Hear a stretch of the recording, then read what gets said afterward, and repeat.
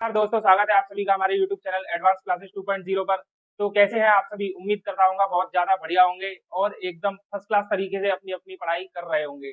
अगर आप already selected है तो भी ज़रूर कुछ ना कुछ पढ़ाई कर ही रहे होंगे, क्योंकि हमेशा पढ़ते रहिएगा दोस्तों, क्योंकि जब पढ़ते रहेंगे तो हम आगे बढ़ते रहेंगे और दिमाग आपका एकदम ज़िंदा रहेगा। नहीं तो ये दिमाग भी एकदम सुस्त होता जाता है, तो कुछ ना कुछ पढ़ते रहिए। इंटर रिलेशंस वगैरह काफ़ी चीज़ें मतलब अवेलेबल है यूट्यूब पर, ठीक है? तो आज की वीडियो में हम बात करने वाले हैं कि एएसओ इन सीएसएस की पोस्ट में किस तरीके से प्रमोशंस होते हैं, क्योंकि अभी हाल ही में एसएससी सीजीएल 2024 का रिजल्ट आया हुआ है फाइनल, जिसमें एएसओ इन सीएसएस की लगभग 1400 से ज्यादा पोस्टें थी। तो इन सभी बच्चों के लिए जो भी इस पोस्ट पर सिलेक्ट हुए हैं उन पर मैं सारी ही डिटेल वीडियो बनाने वाला हूँ कि सीएसएस में क्या क्या चीजें कैसे चलती हैं। तो मैं थोड़ा टॉपिक वाइज वीडियो बनाऊंगा जिससे कि ज्यादा लंबी भी वीडियो ना जाए और आपको भी देखने में बहुत ज्यादा आसानी रहे। ठीक है, तो सबसे पहला मैं जो पॉइंट डिस्कस करने वाला हूँ वो प्रमोशंस के ऊपर है कि आप एएसओ ज्वाइन करेंगे डीओपीटी में या सीएसएस में तो आगे आपके किस तरीके से प्रमोशंस होने वाले हैं। क्योंकि अभी भी तक यूट्यूब पर ऐसा कोई वीडियो नहीं है जिसमें एग्जैक्ट बताया जाए कि प्रमोशंस किस तरीके से अपने ऑपरेट करेंगे, और भी जो भी सीएसएस के बारे में जो भी जानकारियां हैं वो अभी भी इतनी ज्यादा अच्छे से अवेलेबल नहीं है। तो मैं पूरी एकदम जेन्युइन रिव्यू देने वाला हूँ आपको इस वीडियो में, और भी जो एक दो वीडियो और आएंगे सीएसएस से रिलेटेड, तो आपको बिल्कुल भी दिक्कत नहीं होने वाली है सीएसएस के बारे में पूरा, क्योंकि मुझे भी 1.5 साल हो गया लगभग सीएसएस में काम करते हुए, तो मुझे अच्छी खासी इन्फॉर्मेशन है और एकदम रियल जेन्युइन इन्फॉर्मेशन है, वो मैं आप लोगों को यहाँ पर दूंगा। तो आज की वीडियो में हम सिर्फ प्रमोशंस के ऊपर बात करेंगे कि आप अगर एएसओ ज्वाइन कर रहे हैं तो मैक्सिमम आप किस लेवल तक जा पाएंगे। ठीक है, तो वो सारा हम डिस्कस करने वाले हैं। ठीक है, तो शुरू करते हैं, क्योंकि तो ये वीडियो बहुत ज्यादा इंपॉर्टेंट होगी इन बच्चों के लिए, तो साथ में और साथ ही जो बच्चे भविष्य में बनना चाहते हैं assistant section officer in CSS, उनके लिए भी ये एक मोटिवेशन की तरीके से काम करने वाला है। ठीक है, तो अब शुरू करते हैं वीडियो को बिना किसी देरी के। तो सबसे पहले तो ये हमारा व्हाट्सएप चैनल है, आप इसको ज्वाइन कर लीजिएगा। यहाँ पर हम क्विजेस वगैरह डालते रहते हैं, जो भी इंग्लिश की जीके की क्विज और जो भी हमारे अपडेट्स होते हैं चैनल के, तो वो हम यहाँ पर पोस्ट करते रहते हैं। साथ में ये हमारा इंस्टाग्राम पेज का लिंक है, मतलब ये इंस्टाग्राम पेज है, इसका लिंक आपको डिस्क्रिप्शन में मिल जाएगा, इसे भी आप ज्वाइन कर सकते हैं। यहाँ हम जीके फैक्ट्स वगैरह अपडेट करते रहते हैं और अपने चैनल से जुड़ी सारी जानकारी शेयर करते रहते हैं। ठीक है, ये हमारा टेलीग्राम चैनल है, इसका भी लिंक आपको डिस्क्रिप्शन में मिलेगा। यहाँ पर हम जितने भी जो भी हम अपने चैनल पर पढ़ाते हैं उन सभी की पीडीएफ डालते रहते हैं और अपडेट्स वगैरह भी शेयर करते रहते हैं। तो आपके लिए काफी ज्यादा इंपॉर्टेंट चीजें हैं ज्वाइन करने के लिए, और जो बच्चे आ रहे हैं उन सभी के लिए। ठीक है, तो अब जल्दी से शुरू कर लेते हैं हम वीडियो को। तो हम सबसे पहले हायरार्की देख लेते हैं कि एक मिनिस्ट्री या डिपार्टमेंट में सबसे ऊंची पोस्ट कौन सी होती है और सबसे नीची पोस्ट कौन सी होती है। और आपको ये जानकर बहुत ज्यादा आश्चर्य होने वाला है कि आप जिसे आप असिस्टेंट सेक्शन ऑफिसर समझते हैं, एएसओ जिसको हम बोलते हैं, वो एक मिनिस्ट्री में सबसे नीचे की पोस्ट है। एक टाइम था हमारे नीचे एलडीसी यूडीसी हुआ करते थे, लेकिन अब ये पूरा कैडर ही खत्म कर दिया गया है। यानी अब एलडीसी यूडीसी पर सीएसएस में कोई भी डायरेक्ट रिक्रूटमेंट नहीं होता है। तो जो भी आपके यहाँ पर बंदे होते हैं वो एमटीएस से प्रमोट होकर आते हैं। तो अब डीलिंग हैंड सिर्फ जो भी मिनिस्ट्री में बचा हुआ है वो एएसओ बचा हुआ है, यानी अब सारा काम एक एएसओ को ही कर रहा है।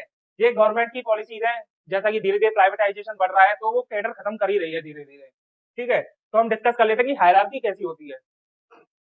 देखिए, सबसे पहले तो आपका कोई भी डिपार्टमेंट या मिनिस्ट्री होता है। ठीक है, मिनिस्ट्री का जो सबसे बड़ा अधिकारी होता है वो सेक्रेटरी होता है, जो कि एक आईएएस अधिकारी होता है। ठीक है, और इसी के कंधे पर पूरे डिपार्टमेंट की जिम्मेदारी रहती है। ठीक है, फिर सेक्रेटरी के नीचे एडिशनल सेक्रेटरी होते हैं। सेक्रेटरी आपका एक ही होगा, एडिशनल सेक्रेटरी डिपेंड करेगा कि डिपार्टमेंट कितना बड़ा है, दो या तीन भी हो सकते हैं। हमारे डीओपीटी में 3 एडिशनल सेक्रेटरी है अभी। ठीक है, मैं अपने डीओपीटी को एज ए एग्जाम्पल के तौर पर आपको दिखाता रहूंगा कि हमारे डीओपीटी में कैसे चला, उसी के मद्देनजर मैं आपको सारी चीजें बता रहा हूँ। ठीक है, एडिशनल सेक्रेटरी के बाद ज्वाइंट सेक्रेटरी होते हैं, जो कि लेवल 14 की पोस्ट होती है। ठीक है, फिर ज्वाइंट सेक्रेटरी के नीचे डायरेक्टर होते हैं, जो कि आपकी लेवल 13 की पोस्ट होती है। फिर डायरेक्टर के नीचे डिप्टी सेक्रेटरी होते हैं, जो कि लेवल 12 की पोस्ट होती है। डिप्टी सेक्रेटरी आपके डीएम के इक्विवेलेंट होता है। अगर आप स्टेट में डीएम होंगे तो आप सेंट्रल में जब डेपुटेशन पे आएंगे सेंट्रल स्टाफिंग स्कीम के तहत, तो आप डीएस लेवल पर आएंगे। ठीक है, फिर डिप्टी सेक्रेटरी के नीचे अंडर सेक्रेटरी होते हैं, जो कि लेवल 11 की पोस्ट होती है, और ये एक एसडीएम के इक्विवेलेंट होता है। अगर आप स्टेट में एसडीएम है तो आप सेंट्रल में अंडर सेक्रेटरी के पोस्ट पर अपॉइंट होंगे। ठीक है, अंडर सेक्रेटरी के नीचे फिर सेक्शन ऑफिसर होते हैं, जो कि लेवल 10 का भी होता है और 8 का भी होता है। ये दोनों कैसे बनते हैं मैं आपको पूरा बताऊंगा। ठीक है, फिर सेक्शन ऑफिसर के नीचे होता है असिस्टेंट सेक्शन ऑफिसर, जो कि मैं हूं, आप हैं, और जो ज्वाइन करने वाले हैं वो हैं। तो ये लेवल 7 की पोस्ट होती है। ठीक है, तो सबसे नीचे असिस्टेंट सेक्शन ऑफिसर ही होता है, और हमारे नीचे यूडीसी एलडीसी होते हैं, लेकिन बहुत कम मात्रा में अभी बचे हुए हैं, क्योंकि डायरेक्ट रिक्रूटमेंट तो अब इनका होता नहीं है। तो जो भी है वो एमटीएस से प्रमोट होकर आते हैं, तो इन पर हम बात नहीं करने वाले हैं। ठीक है, तो आप देख सकते हैं एएसओ सबसे नीचे हो गया और आपका सबसे सेक्रेटरी सबसे ऊपर हो गया, तो ये हायरार्की है, मतलब इस तरीके से आपके प्रमोशन चलेंगे। ठीक है, तो अब मैं यहाँ पे एक बात और कहना चाहूंगा, डीएस से लेके डिप्टी सेक्रेटरी से लेके सेक्रेटरी तक ये जितनी भी पोस्ट होती है इन पर मोस्टली आईएएस लोग होते हैं। आईएएस मतलब आईएएस भी कह लीजिए या फिर यूपीएससी का, अगर आप ग्रुप एक सर्विसेज क्वालिफाई करके आएंगे तो आपकी अपॉइंटमेंट डीएस लेवल से होने वाली है। ठीक है, बहुत ही कम होंगे ऐसे यूपीएससी वाले जिनको अंडर सेक्रेटरी अपॉइंट किया जाएगा, वरना मोस्टली डिप्टी सेक्रेटरी पर ही होते हैं अपॉइंट। अगर आप भी यूपीएससी क्वालिफाई करके आएंगे सेंट्रल स्टाफिंग स्कीम के तहत डीओपीटी में यानी सीएसएस में, तो आप डीएस लेवल से आएंगे। ठीक है, और इस तरीके से आपके प्रमोशन होंगे। ठीक है, और अगर आप एसएससी सीजीएल के थ्रू आते हैं, एएसओ सिलेक्ट होके, तो आप एएसओ पे अपॉइंट होंगे और ऐसे आपके प्रमोशन होंगे। और एसएससी सीजीएल के मोस्टली बच्चे जो डायरेक्टर से लेके एएसओ इन्हीं पोस्टों पे ही पाए जाते हैं। ऊपर की पोस्टों पे सिर्फ यूपीएससी वाले और एसएससी सीजीएल वाले एएसओ से लेके डायरेक्टर तक की पोस्ट पर ही मोस्टली पाए जाते हैं। ज्वाइंट सेक्रेटरी पे भी बनते हैं, लेकिन वो बहुत ज्यादा कम बनते हैं, अभी बहुत कम मात्रा है ज्वाइंट सेक्रेटरीज की। ठीक है, तो ये आपकी हायरार्की हो गई। उम्मीद करता हूँ आपको समझ में आ गया होगा कि हायरार्की कैसे चलती है। एएसओ से शुरू होगी, SO, US, DS, director, JS, और इसी तरीके से आपके प्रमोशन चलेंगे। तो मैंने हायरार्की अब डिस्कस कर ली है, तो अब मैं आपको बता देता हूँ कि प्रमोशन किस तरीके से होंगे। ठीक है, देख लेते हैं फटाक से। मान लीजिए आपने एएसओ ज्वाइन किया, आप असिस्टेंट सेक्शन ऑफिसर ज्वाइन करते हैं सीएसएस में, तो जैसे ही आप एएसओ ज्वाइन करेंगे और आपकी सर्विस को 5 साल हो जाएंगे, आपने 5 साल की सर्विस कंप्लीट कर ली। ठीक है, 5 साल की सर्विस कंप्लीट करने के बाद एक सेक्शन ऑफिसर का एग्जाम होता है, जो कि यूपीएससी कंडक्ट करवाता है इसको, और काफी अच्छा एग्जाम होता है ये। अगर आप इसको क्वालिफाई कर लेते हैं इस एग्जाम को, तो आप सेक्शन ऑफिसर बन जाएंगे। यानी एएसओ जैसे ही आपकी सर्विस को 5 साल हो गए, तो आप एसओ एग्जाम के लिए एलिजिबल हो गए, और अगर आपने एग्जाम क्वालिफाई कर लिया तो आप सेक्शन ऑफिसर बन जाएंगे, जो कि एक लेवल 8 की पोस्ट होती है। ठीक है, तो पहला प्रमोशन आपका 5 साल में होगा और एग्जाम के थ्रू होगा। अगर आप एग्जाम क्लियर नहीं करते तो सीनियरिटी के थ्रू होगा, उस पर हम धीरे से अभी बात कर लेंगे थोड़ी देर बाद। तो ठीक है, पहला प्रमोशन आपका 5 साल बाद आप एसओ बन गए। ठीक है, जैसे ही आप एसओ बन जाएंगे उसके 4 साल बाद एनएफयू लग जाता है। एनएफयू बोलते हैं इसको, एनएफयू, नॉन फंक्शनल अपग्रेडेशन। ठीक है, जैसे ही अगर आप एसओ बन गए, मान के चलिए आज एसओ बन गए, तो आज से 4 साल बाद आप पर एनएफयू लग जाएगा, नॉन फंक्शनल अपग्रेडेशन। इसमें क्या होता है, आपकी पोस्ट तो सेक्शन ऑफिसर ही रहेगी, बस आपका ग्रेड में बढ़ जाता है, आपका लेवल बढ़ जाता है। ठीक है, तो एसओ के 4 साल बाद एनएफयू लगा तो भी आप एसओ ही रहेंगे, सेक्शन ऑफिसर ही रहेंगे, लेकिन आपका जो लेवल है वो लेवल 8 से बढ़कर लेवल 10 हो जाएगा। यानी आप एक यूपीएससी के बंदे के इक्विवेलेंट हो जाएंगे, क्योंकि यूपीएससी का जो लेवल होता है वो आपका 10 ही होता है। ठीक है, तो देख सकते हैं आप एएसओ, जैसे ही आपको 5 साल हुए, आपने एग्जाम क्लियर किया, आप एसओ बन गए, और आपका यही एग्जाम होता है, इसके बाद और कोई एग्जाम नहीं होता। इसी के बेस पर आपकी सीनियरिटी लिस्ट बन जाएगी, उसके बाद आपके फिर उसी सीनियरिटी लिस्ट के मद्देनजर रखते हुए आपके आगे के प्रमोशन होंगे। तो 4 साल बाद आप एसओ ही रहेंगे, लेकिन आपका लेवल 8 से बढ़कर लेवल 10 हो जाएगा। ठीक है, फिर जैसे ही आप लेवल 10 के एसओ बनेंगे, उसके 4 साल बाद आप अंडर सेक्रेटरी के लिए एलिजिबल हो जाएंगे। अंडर सेक्रेटरी,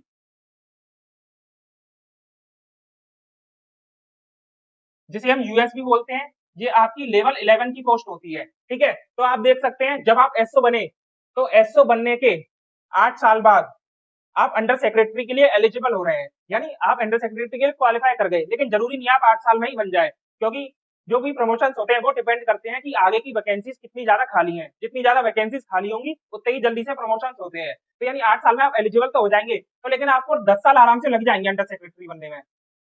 ठीक है, जैसे ही आप अंडर सेक्रेटरी बन गए, तो उसके 8 साल बाद डिप्टी सेक्रेटरी के लिए आप एलिजिबल हो जाएंगे, जो कि लेवल 12 की पोस्ट होती है। और यहीं पर आपके पास एक पावर आने लग जाती है, यानी डीएस जो होता है वो सबसे ज्यादा पावरफुल होता है इन सब में से। कभी आप किसी नीचे वाले की बैंड बजा सकते हैं, लेकिन अंडर सेक्रेटरी में इतनी ज्यादा पावर नहीं है, लेकिन अच्छी पोस्ट है फिर भी। ठीक है, तो जैसे ही आप यूएस बन जाएंगे, यूएस बनने के 8 साल बाद आप डीएस के लिए क्वालिफाई कर जाएंगे। और ऐसा ये एलिजिबिलिटी है 8 साल कम से कम, लेकिन इसमें भी लगभग 10 साल तो आपके लग ही जाते हैं। ठीक है, फिर जैसे ही आप डीएस बन जाएंगे, उसके 4 साल बाद आप डायरेक्टर के लिए एलिजिबल हो जाते हैं। डायरेक्टर, जो कि बहुत ज्यादा अच्छी पोस्ट है, जो कि लेवल 13 की पोस्ट होती है।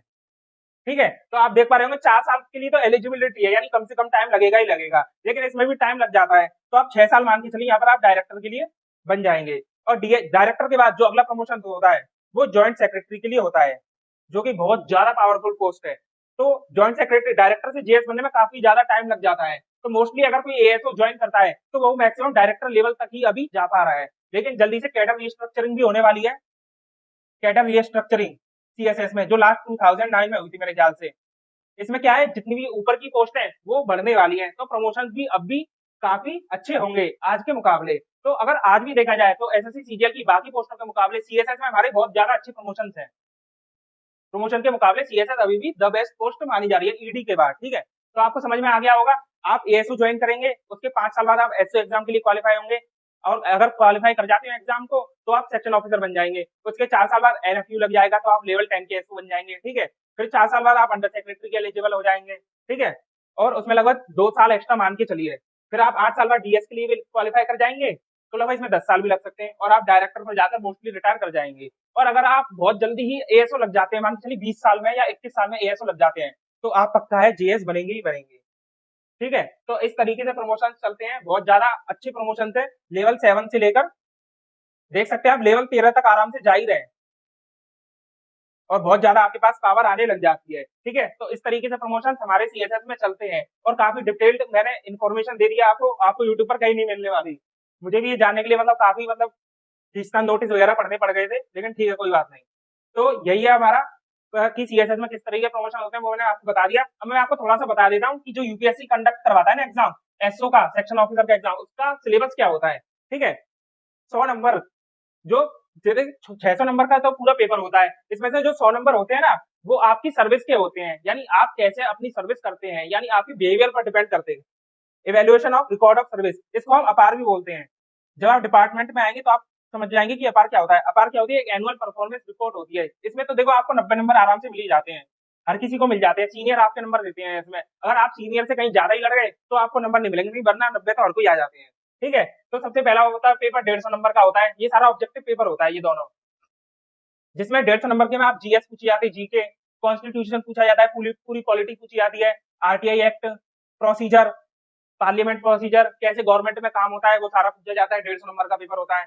एक जो 150 नंबर का दूसरा पेपर होता है, इसमें गवर्नमेंट रूल्स पूछे जाते हैं, जो कि आपके कंडक्ट रूल्स होते हैं, लीव रूल्स होते हैं, एलपीसी रूल, देख सकते हैं यहाँ पे। गवर्नमेंट ऑफ इंडिया सेक्रेटरीट कैसे काम करता है, ये सब इसमें पूछा जाता है। एफआरएसआर, फाइनेंशियल रूल, सर्विस रूल, ये सारे गवर्नमेंट रूल्स ही हैं। ऐसा नहीं है आपसे यहाँ पे मैथ रीजनिंग जीके पूछी जाएगी। अगर आप मैथ रीजनिंग पढ़ के आए उनको तो आप एसएससी के एग्जाम के बाद भूल ही जाइए, फिर तो आपके सिर्फ गवर्नमेंट रूल्स ही आने डिपार्टमेंट में। ठीक है, 150 नंबर का ये पेपर होता है, और 200 नंबर का नोटिंग ड्राफ्टिंग का पेपर होता है। ये मैं आपको अगली वीडियो में बता दूंगा, जो मैं आपके अदर इन्फॉर्मेशन वाली लेके आऊंगा सीएसएस पे, तो उसमें मैं नोटिंग ड्राफ्टिंग में बता दूंगा कि आपका क्या होता है। ठीक है, प्रिसाइज राइटिंग 200 नंबर का ये पेपर पूछा जाता है, तो नंबर 600 नंबर का पेपर होता है, और काफी अच्छा पेपर होता है। और यूपीएससी अगर कोई पेपर ले रही है तो भाई बहुत अच्छा पेपर ही वो सेट करेगी। तो यही था इस वीडियो में, मैंने आपको पूरा बता दिया कि सीएसएस में किस तरीके से प्रमोशन होते हैं। ठीक है, पूरा मैंने टॉपिक कवर कर दिया है। अगर वीडियो पसंद आई तो वीडियो को लाइक करें, चैनल को सब्सक्राइब करें, और शेयर करें इस वीडियो को ज्यादा से ज्यादा दोस्तों के साथ, ताकि हम भी मोटिवेटेड रहे ऐसे ही इन्फॉर्मेटिव वीडियो आपके लिए बनाने के लिए। ठीक है, मिलते हैं जल्दी नेक्स्ट वीडियो में। थैंक यू दोस्तों।